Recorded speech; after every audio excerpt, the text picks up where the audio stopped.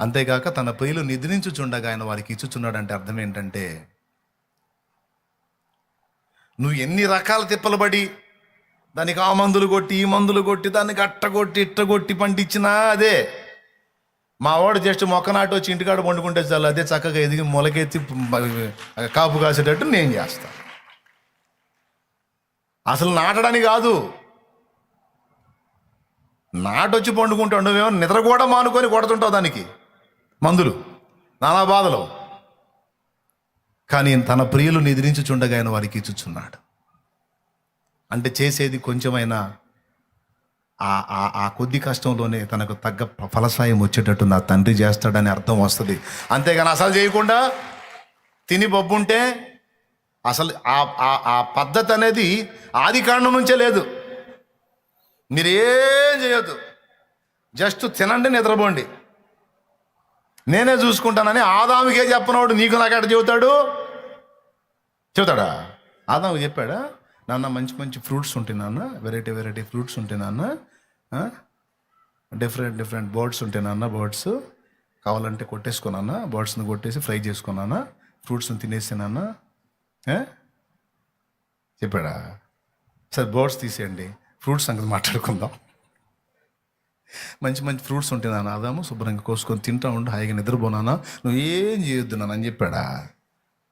ఆదాముకి చెయ్యాలమ్మా, నువ్వు వ్యవసాయం చేయాలి, చాకిరి చేయాలి, సేద్యం చేయాలి, తోటను గాయాలని పనులు అప్పచెప్పిన దేవుడు మనల్ని పని చేయకుండా తిని నిద్రపోండి అంటాడా? ఇప్పుడు చెప్పండి, డైలీ అనుదిన ఆహారం రావాలంటే ఏం చేయాలి? 4 ఆత్మలు సంపాదించాలంటే ఏం చేయాలి? ఏం చేయొద్దు బ్రదర్, మనం ప్రార్థన చేస్తే చాలు, ఆయనే పంపిస్తాడు. ఎట పంపిస్తాడు?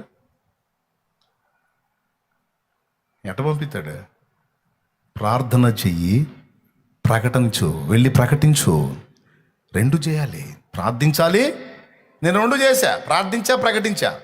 దేవుని కృపను బట్టి మరి ఒక పరిచర్య జరిగిందంటే దానికి తగ్గ కష్టం ఉంటుంది కదండి.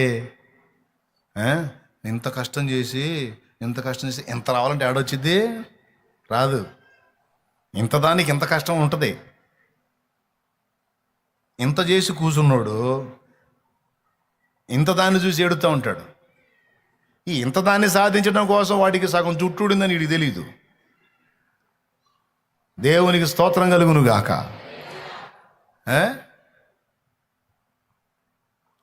ఏది ఊరకే రాదు.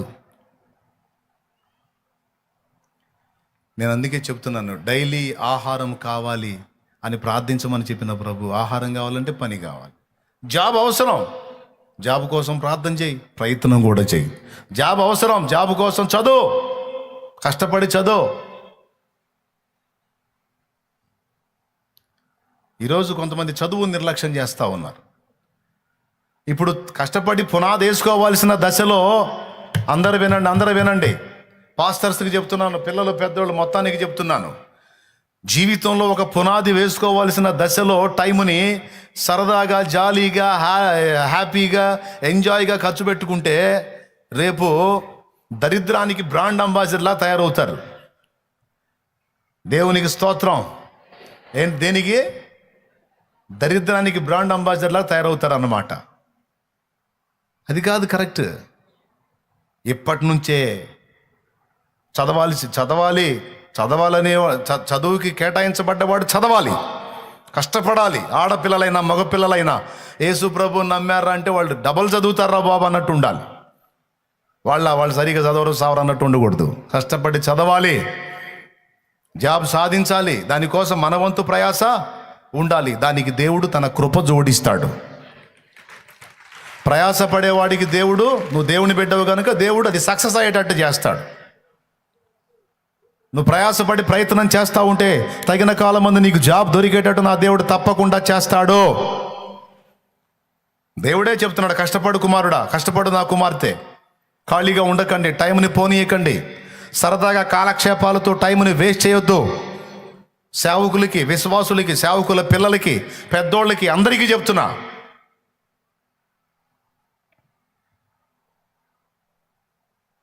కౌలుకు తీసుకున్నావు పొలం, ఒక ఎకరం తీసుకొని ఒక ఎకరం సేద్యం చేస్తే ఒక ఎకరం పంట, అది పండితే పండినట్లు లేకపోతే పోయిందంటే నెత్తిన గొడ్డేసుకోవటమే. కాదు, 4 ఎకరాలు తీసుకో, 2 రకాల పంటలే. అందులో ఒక రకం పంటే 2 ఎకరాలు, ఇంకో రకం పంటే 4 ఎకరాలు. 2 ఎకరాలు పోయినా 2 ఎకరాలు నీకు లాభం వచ్చే అవకాశం ఉంటుంది. వరుస కుదిరినందుకు 2 చేతికి వచ్చినాయి అనుకో, దేవునికి స్తోత్రం. 2 తీసుకొని అందులో ఒక రకం, ఇందులో ఒక రకమే. ఇది పోయినా అది వచ్చింది, అది పోయినా ఇది ఉంటుంది. అట్ట కాదు, ఒకటే వేసి కూర్చుంటారు. ఇక వచ్చినట్లు అయితే గొడ్డేసుకోవటమే. కొంచెం ఉపయోగించు, ప్రయత్నం చేయి, ప్రార్థన చేయి. దేవా ఐడియా అయ్యాయా, పక్షి అడిగిద్ది, దేవా వెళ్తున్నా, ఏడబెట్టావు ఆహారం, వెతుక్కుంటుంది, కష్టపడిద్ది, సేకరించిద్ది. తోటలో జామ చెట్టు వేస్తే బతకనీట్లా, జామ చెట్టులో కాయలు బతకనీట్లా. రోజు స్తోత్రం చెప్పుకుంటే వచ్చి తింటున్నాయి.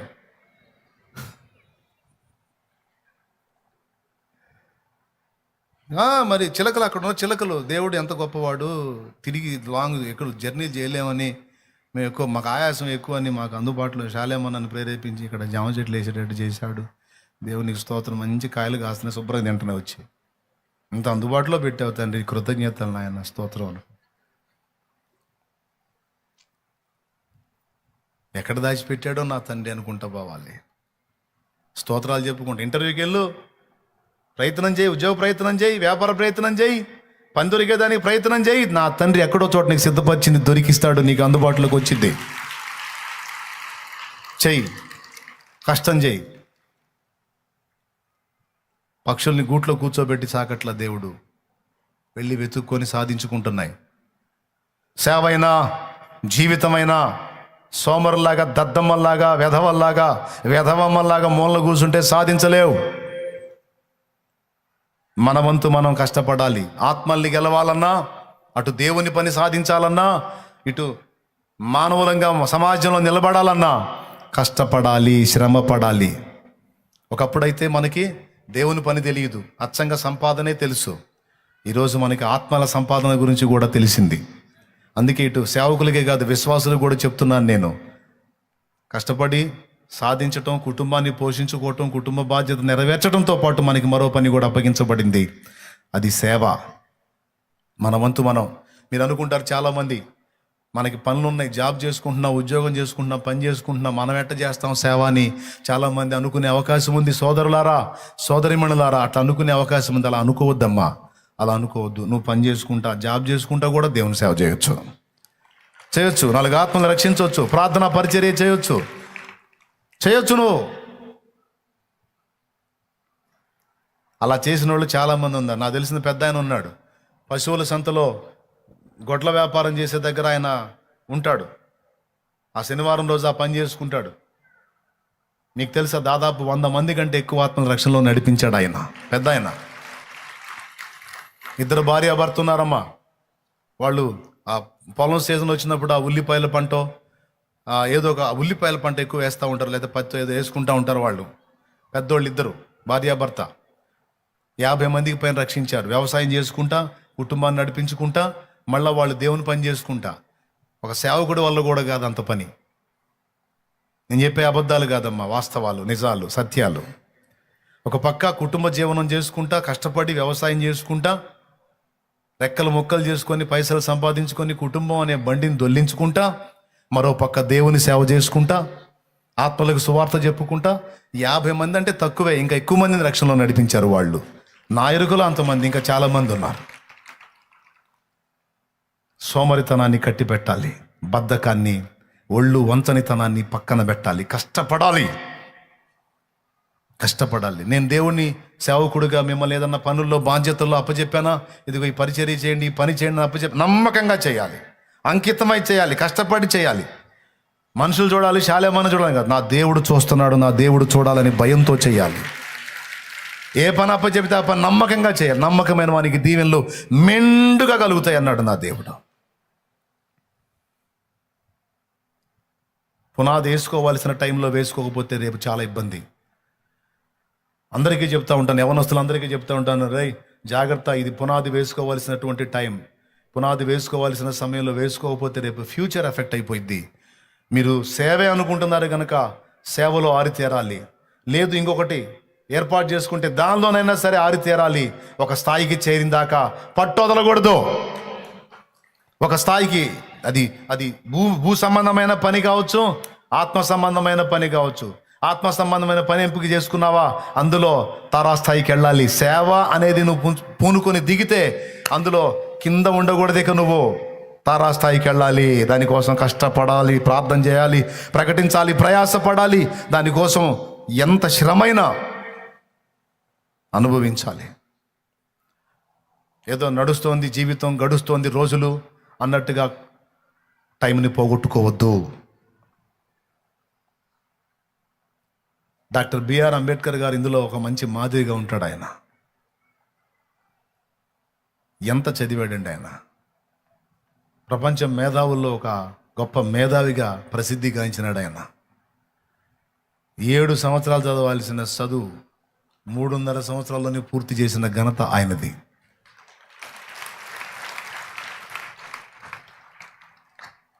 ఏదైనా సరే రెబలే దూసుకెళ్తాడు అంతే.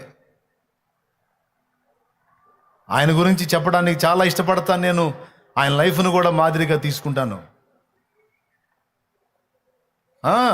కుటుంబం ఏది కూడా నేను అనేక మంది కోసం నేను బ్రతకాలి అంటే కుటుంబాన్ని త్యాగం చేయాలని, పాపం ఆయన పడ్డ కష్టాలన్నీ కాదు, కన్నీళ్ళు వస్తాయి ఆయన స్టోరీ వింటే.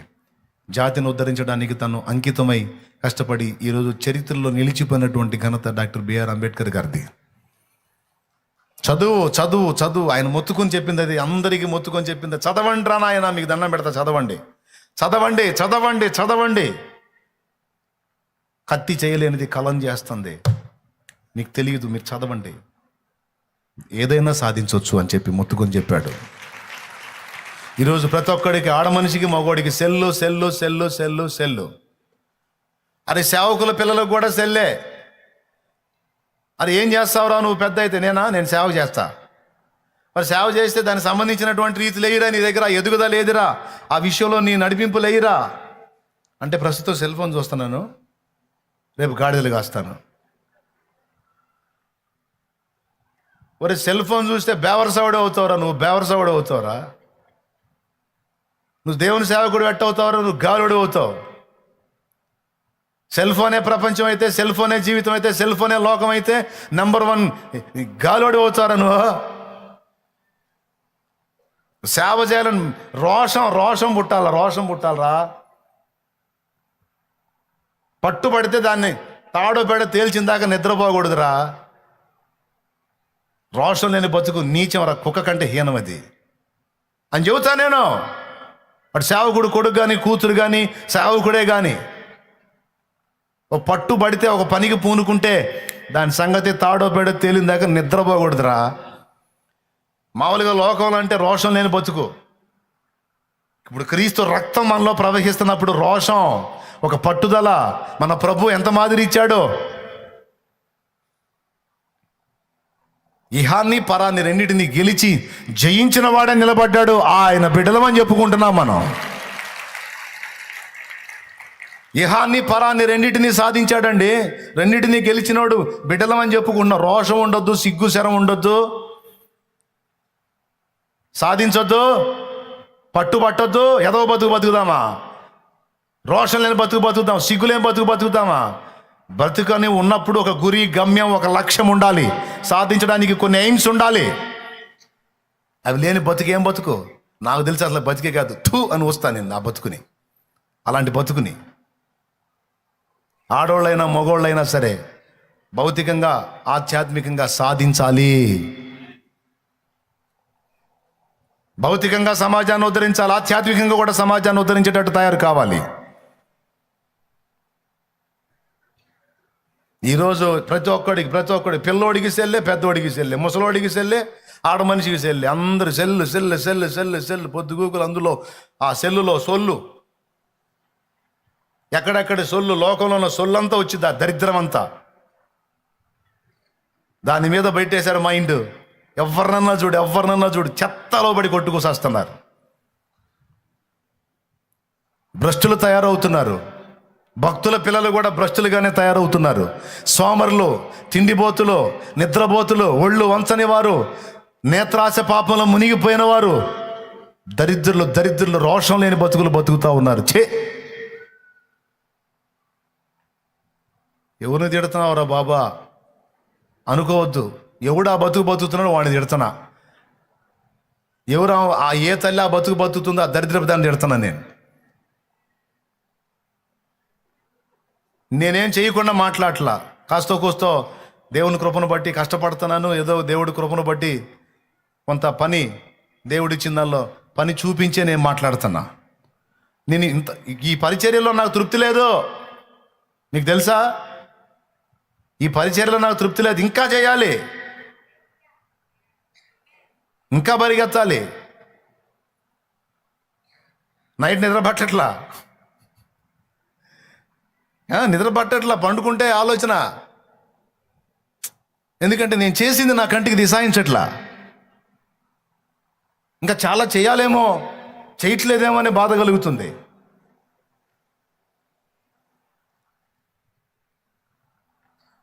ఒక్కటే చెబుతున్నా, పందెరంగంలో కోడిని పెడితే కోడి అంతా కోసి ఫ్రై చేస్తే చట్టిలో చట్టెడు పట్టదు. అది కోడి కత్తిగట్టు వదులు, దాన్ని కత్తిగట్టు వదులు కోడిని. అది 1.5 కిలో కోడా, 2 కేజీలు కోడా, 4 కేజీలు కోడా అనేది పక్కన పెడితే, కత్తిగట్టు వదులు ఒళ్ళంతా తూట్లైనా సరే 2 ఆప్షన్స్, చంపటమా చావటమా. వెనకడుగు మాత్రం వేయదది. రోగమా, సమస్యల, ఇబ్బందుల, నొప్పుల, బాధల దేవుడు కాడి మన మీద మోపినప్పుడు తుది శ్వాస విడిచేంత వరకు అవసరమైతే యజమాని కాడి మోస్తూ ఆ కాడి కిందనే కన్ను మూయాలి, కానీ కాడి విదిల్చడానికి ట్రై చేయకూడదు.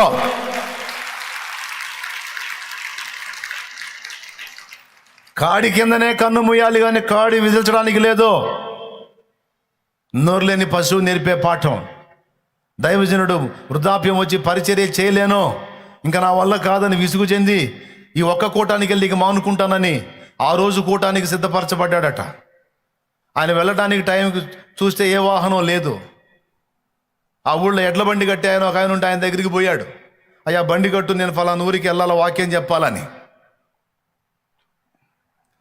ఆ ఎడ్ల బండి వాడు అన్నాడు, అయ్యా నా ఎద్దుకి జ్వరం వచ్చింది, నా ఎద్దు 4 రోజుల నుంచి నలతగా ఉంది, దాని పరిస్థితి ఏం బాగలేదు, బండి కట్టలేను అన్నాడు. అయ్యా ఎట్లనన్నా కానీ నన్ను అక్కడ చేర్చయ్యా, నేను వెళ్ళాలి, ఈ కూటానికి నేను వెళ్ళి వాక్యం చెప్పాలి అని బ్రతిలాడితే, సరే చూస్తాను, నా ఎద్దు కానీ కాడి కిందకు వచ్చే పని అయితే నేను బండి కడతా, లేకపోతే కట్టనా అన్నాడు. వెళ్ళి కాడిని రెడీ చేసి ఎడ్లను వదిలిపెట్టి 2 ఎడ్లను తాడు వదిలిపెట్టి, ఆయనకు ఒక అలవాటు, కాడు ఎత్తితే 2 ఎడ్లు వస్తాయి కాడి కిందకి వచ్చి, తాళ్ళు వదిలిపెట్టి కాడు ఎత్తాడు. వచ్చి కాడు ఎత్తగానే బాగలేని ఎద్దు అలాగొచ్చి దాన్ని కింద జొరబడి మెడ మీద వేసుకుంది. కాడి బాగలేని ఎద్దు కూడా వచ్చేసింది. ఎక్కి కూర్చున్నాడు. బండి ముందుకు పోతా ఉంది. కొంచెం దూరం వెళ్ళింది. ఎద్దు లాగుతా ధనామని ముందుకు పడింది. బ్లడ్ గక్కింది, చచ్చిపోయింది. ఆన్ ది స్పాట్ చచ్చిపోయింది. ఆ బండి కట్టినవాడు, ఆ బండి దిగి ఆ ఎద్దు దగ్గరికి వెళ్ళి ఆ కాడిని విప్పి పక్కకేసి ఆ ఎద్దును పట్టుకొని దాన్ని ముద్దు పెట్టుకుంటూ ఏడుస్తున్నాడంట. ఒక మనిషి చచ్చిపోతే కూడా ఏడవనంత దారుణంగా ఏడుస్తున్నాడు ఆ ఎద్దుని పట్టుకొని. గోడుగోడుని ఏడుస్తుంటే ఈయనకు ఆశ్చర్యం కలిగింది. ఎద్దు చేస్తే ఇంతలా ఏడుపు ఏడుస్తున్నాడండి, 4 రూపాయలు పెడితే ఇంకొక ఎద్దు వచ్చింది కదా. అడిగాడు, ఎందుకయ్యా దానికోసం అంత అల్లాడుతున్నావంటే, ఏడ్చి ఆ ఏడుపులో చెబుతున్నాడు, ఇది మామూలు ఎద్దు కాదయ్యా, ఇది నాకు ప్రాణం, దాని పనితనం చూసావు కదయ్యా నువ్వు, దాని గొప్పతనం, అది చచ్చిపోయే స్థితిలో ఉందయ్యా, ఉంది, దాని ప్రాణం బాగలేదు, చావుకు దగ్గరకు వచ్చి ఉంది, దాని ప్రాణం పోయిద్ది, ఇంటికాడ ఉన్నది వచ్చింది, ఇక్కడైనా వచ్చింది, కానీ నేను వెళ్ళి కాడెత్తగానే వచ్చి కాడి మెండేసుకుంది చూడయ్యా, అది ఎప్పుడు నాకు ఎదురు చెప్పని ఎద్దు, తుది శ్వాస విడిచేంత వరకు నా కోసం ఖర్చు అయిపోయిన ఎత్తు,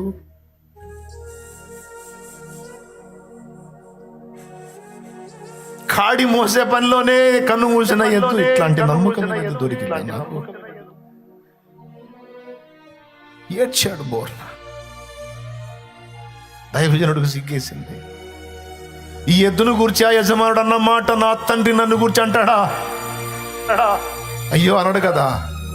ఎందుకంటే కొంచెం బలహీనంగా ఉంటే ఆ బలహీనతను చూపించుకొని నా వల్ల కావట్లేదు, నేను చేయలేను, నా వల్ల కాదు, నేను చేయలేను అంటే నా ప్రభు నా గురించి ఈ మాట అనగలడా?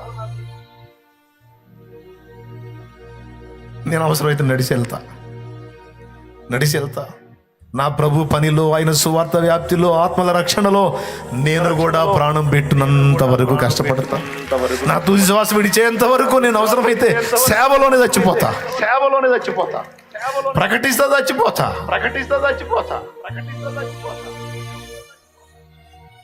నోరు లేని పశువుకున్న నమ్మకత్వం నాకుండకపోతే, బలహీనతలు ఒక పక్క కృంగతీస్తున్న, ఆర్థిక సమస్యలు అల్లాడిస్తున్న, ప్రతికూలతలు తరుముతున్నా, మొక్కవోని దీక్షతో మనం పట్టిన పట్టు విడవకుండా నా ప్రభు నామ మహిమ కొరకు కష్టపడాలి, సాధించాలి. అల్పమైనవి, తుచ్చమైన వాటి కోసం టైంని పోనీయకూడదు. క్షణికమైన వాటి కోసం, అల్పమైన వాటి కోసం టైంని లాస్ చేయకూడదు. ఎంత కష్టపడగలమో, ఎన్ని రకాలు కష్టపడగలమో అన్ని రకాలు మనం సాధించాలి.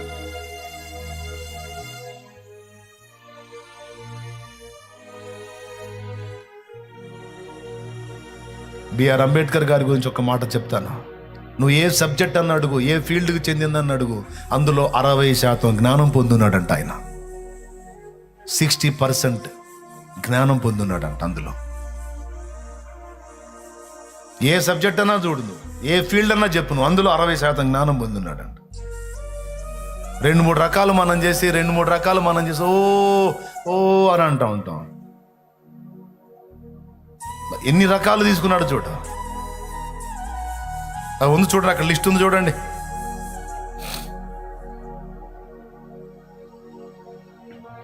ప్రియులారా, యజమానుడు మెచ్చుకునే విధంగా కష్టపడిన సాక్ష్యం ఉండాలి. నా బిడ్డ ఒక్కరోజు కూడా ఊరుకుండలేదురా. నా బిడ్డ తిరుగుతానే ఉన్నాడు, కష్టపడుతూనే ఉన్నాడు. నా కుమారుడు కష్టపడ్డాడు, నా కుమార్తె కష్టపడ్డాడు. నమ్మకమైన బిడ్డలు, నా బిడ్డలు ఆత్మల కోసం ప్రయాసపడ్డారు. సమాజాన్ని కూడా ఆర్థికంగా ఉద్ధరించడానికి సమాజంలో నాకు ఆశ అండి.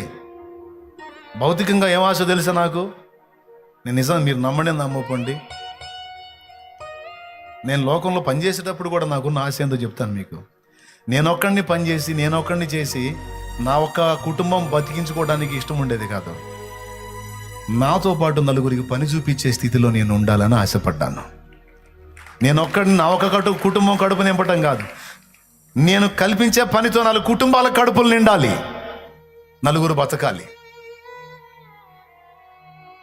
బతకాలండి. నేను ఒక్కడిని జాబ్ పొందడం కాదు, నలుగురికి జాబ్ ఇచ్చే స్థితిలో ఉండాలి. న్యాయించాలి. నేను 10 మందికి పని చూపించేంత పొజిషన్లో ఉండాలి. నేను బతకాలి, భౌతికంగా నలుగురిని బతికించాలి. ఆత్మీయంగా కూడా నేను బ్రతకాలి, 4 ఆత్మల్ని రక్షించాలి. సన్నిధికి వచ్చేటప్పుడు కూడా నేను తినాలి, పట్టడన్నో నేను తినేదాంతో పాటు 10 మంది తినటానికి కూడా నేను సమకూర్చాలి. నేను పొందాలి దేవుని సన్నిధిలో, నాతో పాటు 10 మంది పొందడానికి కావాల్సింది నేను సమకూర్చాలి. నా మాటలు మిమ్మల్ని గాయపరిచి ఉంటే నన్ను మన్నించండి. కర్తవ్యాన్ని బోధిస్తే, కుటుంబ వ్యవస్థలో వ్యవహరించాల్సిన తీరుతెన్నులు బోధించి నేను చెప్పిన దైవికమైనవని మీకు అనిపిస్తే తప్పకుండా వాటిని అనుసరించండి. రోషం లేని బతుకు, దిగజారిన బతుకు మనం బ్రతకూడదు. దేవుని ఎరిగిన వారమే మనం బతకూడదు. గురి లేని బతుకు బతకూడదు. ఏదైనా ఒక పట్టు పడితే దాన్ని సాధించిన దాకా నిద్రపోకూడదు.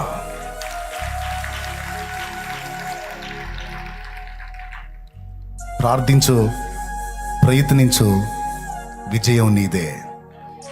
ప్రార్థించు, ప్రయత్నించు, ఖచ్చితంగా నీ పరిస్థితి మారిద్ది. నేను చెబుతున్నా, నా తమ్ముడా, ఎవడో వచ్చి నీ ఇంటిని బాగు చేయడు తమ్ముడా. నా చెల్లి, ఎవరో వచ్చి నీ కుటుంబాన్ని కట్టరమ్మా. ఎవరో వచ్చి నీ ఊరిని బాగు చేయడు, ఎవడో వచ్చి నీ సమాజాన్ని బాగు చేయడం. నువ్వు నీ కుటుంబంలో కనీసం నువ్వు ఒక్కడివన్నా, నువ్వు ఒక్కదానివన్నా నడుం కట్టి కుటుంబాన్ని ఒక క్రమంలో నీకు తీసుకొని రాకపోతే ఎవడు బాగు చేస్తాడు? నువ్వు నడుం కట్టావా? అట్లయితే నిన్ను దీవించి నీ ద్వారా నీ కుటుంబాన్ని ఒడ్డుకు తీసుకొస్తాడు నా దేవుడు. నీ సమాజాన్ని ఉద్ధరించడానికి నువ్వు నడుం కట్టావా? అట్లయితే నిన్ను వాడుకొని నీ సమాజాన్ని ఒక కొలిక్కి తెస్తాడు నా దేవుడు. ఎవరు బాగు చేస్తారు? వచ్చే ఎవడు పూనుకుంటాడు? వచ్చే నీ కుటుంబాన్ని బాగు చేయడానికి నువ్వే పూనుకోవాలి, ప్రార్థించాలి, ప్రయాసపడాలి, ప్రయత్నించాలి, నీ సమాజం కోసం ప్రార్థించాలి, నీ వంతు ప్రయత్నం నువ్వు చేయాలి. చిలకలూరిపేట అంటే చెప్పుకోవడానికే సిగ్గు మాకు. చిలకలూరిపేట మీది ఏ ఊరని హైదరాబాద్లో ఎవడన్నా మమ్మల్ని అడిగితే గుంటూరు అంటాం. గుంటూరేనా పక్కన అంటే మళ్ళీ అబద్ధం చెప్పలేక సగం నిజం, గుంటూరు పక్కనలే అంటాం. గుంటూరు పక్కన అంటే ఎక్కడంటే నరసరావుపేట పక్కనలే అంటాం. నరసరావుపేట పక్కన ఒకడు మొండోడు ఉంటాడు, వదిలిపెట్టాడు ఒక పట్టాను అడుగుతూనే ఉంటాడు. చివరికి చిలకలూరిపేట అని చెప్పాలా. ఆ మాట అనగానే వాడు నెక్స్ట్ అనే మాట ఏంటో తెలుసా? చిలకలూరిపేటనా? మరి ఆ ముక్క చెప్పొచ్చుగా, చిలకలు ఉంటాయంటగా మీ ఊర్లోనే. వాడు ఏ ఊర్లో లేవు చిలకలు అని వాడు కావాలని ఎందుకు? వేశ్యావృత్తిలో బ్రతికే వాళ్ళు మీ ఊర్లో ఉండాలంటే. చిలకలూరిపేట అంటే డ్యాన్స్ పార్టీలు వేసేవాళ్ళు, వేశ్యావృత్తిలో బ్రతికేవాళ్ళు, ఇలాంటి విషయాలు మాట్లాడేవాళ్ళు. చాలా బాధపడ్డా, చాలా దుఃఖపడ్డా. ఒక్కొక్కసారి మోకాళ్ళలోని బోరను ఏడ్చి ప్రార్థించాను. నా జ్ఞాపకం, నా ఊరి పేరు, ఈ అడ్రస్, స్థితిగతులు మారాలి ప్రభువా. ఇది చెడుతనానికి కేర్ ఆఫ్గా ఉండకూడదు, ఇది ఆత్మల రక్షణకు కేర్ ఆఫ్గా ఉండాలి ప్రభువా. ఆత్మల రక్షణకు కేర్ ఆఫ్గా ఉండాలి. ఇక్కడ నుంచి ఎక్కడెక్కడికో పోవటం కాదు, రాష్ట్రాల నలుమూలల నుంచి చిలకలూరిపేటకు రావాలి ప్రభువా, చిలకలూరిపేటకు రావాలి ప్రభువా, చిలకలూరిపేటకు రావాలి. నువ్వు కదులు ప్రభువా, నువ్వు ఉజ్జీవం తీసుకొని రా ప్రభువా, లేకపోతే నా ప్రాణం తీసుకో ప్రభువా. ప్రార్థన చేసా, చేయండి నేను చెప్పట్లా. ఆ సమాజ స్థితిని మార్చనప్పుడు, నా సమాజం యొక్క గతిని మార్చలేనప్పుడు, సాక్ష్యాన్ని మార్చలేనప్పుడు, కుటుంబ పరిస్థితులు మార్చలేనప్పుడు నా బ్రతుకు అర్థం లేదు. నా అంతటా నేను చేస్తే నరకానికి వెళ్తాను. నా ప్రాణం నువ్వు తీసుకో. ఇతరులకు, కుటుంబానికి, సమాజానికి ఉపయోగపడే నీ బ్రతుకు ఉండేమి చచ్చినయం ప్రభువా, తీసుకో. నా ప్రార్థనలన్నీ నా దేవుని సన్నిధిలో వినపడ్డాయి.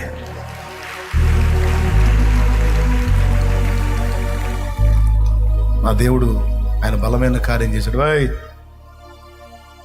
ఏం చేస్తున్నా? ఏం చేస్తున్నా?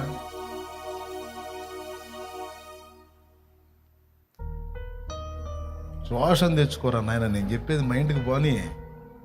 ఇంకో దానికి పోయావా?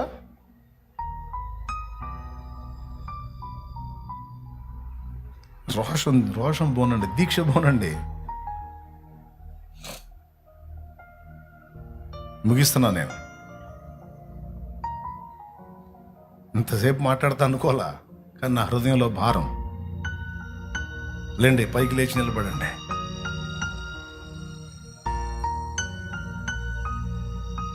ఆడవాళ్ళు అయితేనే కుటుంబాలను కట్టిన ఆడవాళ్ళు ఉన్నారండి. కుటుంబాలకు దీపమైన ఆడపిల్లలు ఉన్నారు. తల్లిదండ్రులు సాధించలేని ఆడపిల్లలు సాధించి చూపించారు తెలుసా కొన్ని కుటుంబాల్లో. మగపిల్లలు సాధించిన కొన్ని కుటుంబాలు కూలిపోయే కుటుంబాలు నిలబెట్టుకున్నారు. సమాజాలకు మంచి సాక్ష్యం తెచ్చిన వాళ్ళు ఉన్నారు, సమాజాన్ని ఘనపరిచిన వాళ్ళు ఉన్నారు. ఈరోజు మనకి మంచి ఆశ్రయపురం యేసయ్య ఉన్నాడు మనకి. ప్రార్థించు, ప్రయత్నించు, ప్రార్థించు, కష్టపడో, శ్రమపడో. నువ్వు ఎంతవరకు పోరాడగలవో పోరాడు. నా దేవుడు నీ వెన్నంటి ఉండి నీకు విజయం ఇస్తాడు. ఆయన నిన్ను గెలిపిస్తాడు.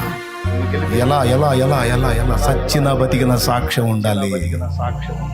సచ్చిన బతికిన ఒక సాక్ష్యం ఉండాలి.